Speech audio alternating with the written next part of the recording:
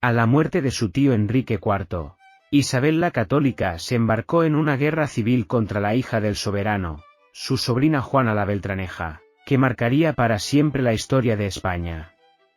Bienvenidos a mi canal. Suscríbete y deja tu like. En 1474, Enrique IV de Castilla murió tras 12 años de conflicto provocado por la herencia de la corona.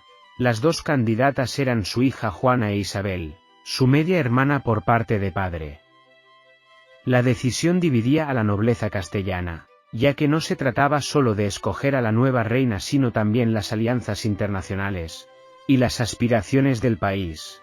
La elección de Juana, casada con el rey de Portugal, significaba consolidar el control sobre la costa atlántica de África, disputada entre ambos reinos, mientras el matrimonio de Isabel con el heredero de la corona de Aragón, que sería conocido como Fernando el Católico, era una apuesta por la influencia en el Mediterráneo. La enfermedad final del rey Enrique precipitó este conflicto sucesorio. Isabel, apoyada por la mayoría de la nobleza y por el reino de Aragón, había sido designada sucesora por su hermano. Por su parte, Juana contaba con el respaldo de las vecinas Portugal y Francia, que temían que la unión de los reinos de Castilla y Aragón diera como resultado un adversario demasiado poderoso en sus respectivas pugnas por la costa africana e Italia.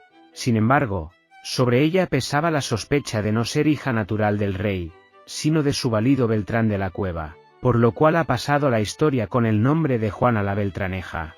Apenas muerto el monarca anterior, en diciembre de 1474, los partidarios de Isabel la proclamaron reina. Los de Juana, por su parte, buscaron el apoyo del rey Alfonso V de Portugal, invitándole a casarse con ella y reclamar la corona conjunta de Castilla y Portugal en mayo de 1475.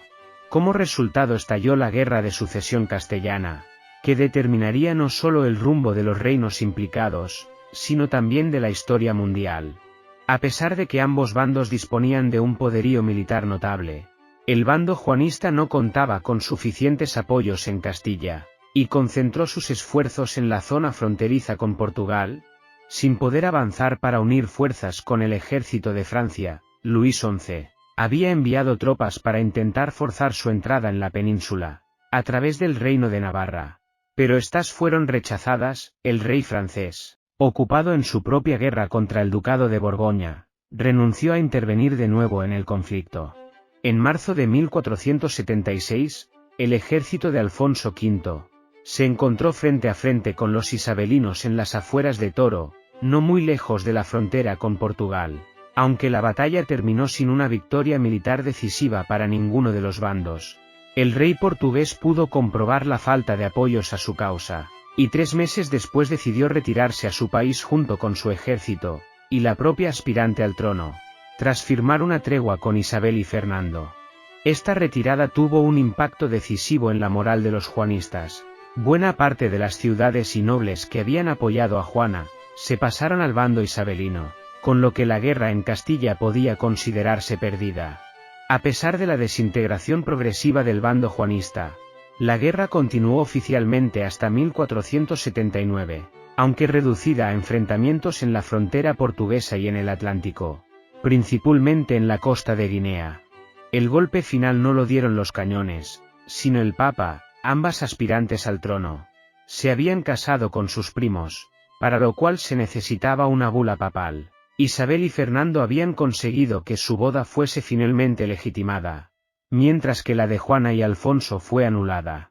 Viendo definitivamente frustradas sus aspiraciones al trono de Castilla, el rey portugués intentó obtener el acuerdo más beneficioso posible para su país.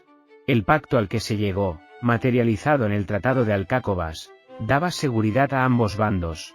Isabel y Fernando renunciaban a cualquier aspiración al trono portugués sobre el que Isabel podía tener algún derecho, aunque remoto, por parte de su madre, mientras que Alfonso renunciaba al de Castilla para él y sus sucesores, asegurando de facto la consolidación de Castilla y Aragón para los descendientes de los reyes católicos. Más importante aún para Portugal, fue obtener la tan anhelada supremacía en el Atlántico, garantizando su acceso a la costa de Guinea, donde conseguía oro y esclavos, mientras que solo las Islas Canarias quedaron bajo control castellano.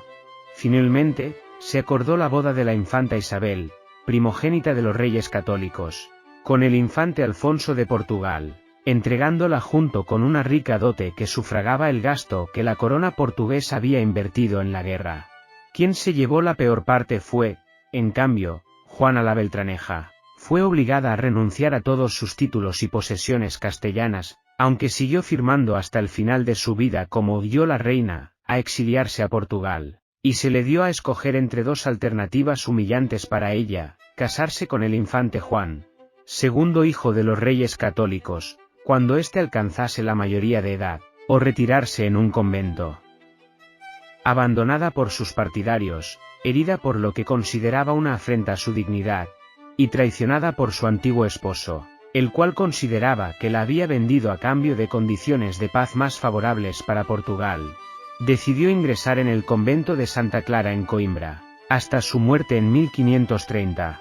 El final de la Guerra de Sucesión Castellana tendría a medio plazo un impacto mucho mayor del esperado. Privados del acceso a las riquezas de la costa africana, los reyes católicos empezaron a explorar nuevas rutas marítimas. Pocos años después, un navegante de nombre Cristóbal Colón presentó, primero a la corte de Portugal y después a la de Castilla, un ambicioso proyecto: llegar a las costas asiáticas cruzando el Atlántico, obteniendo acceso directo a los productos del lejano oriente, sin tener que pasar por la mediación de los otomanos.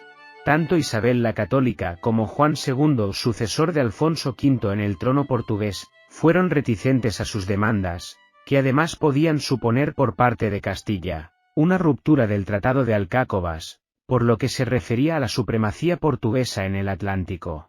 Finalmente fueron los consejeros de Fernando el Católico quienes allanaron el camino para que Colón partiera en agosto de 1492, como almirante de una pequeña expedición que 2 meses más tarde tocaría, sin saberlo aún,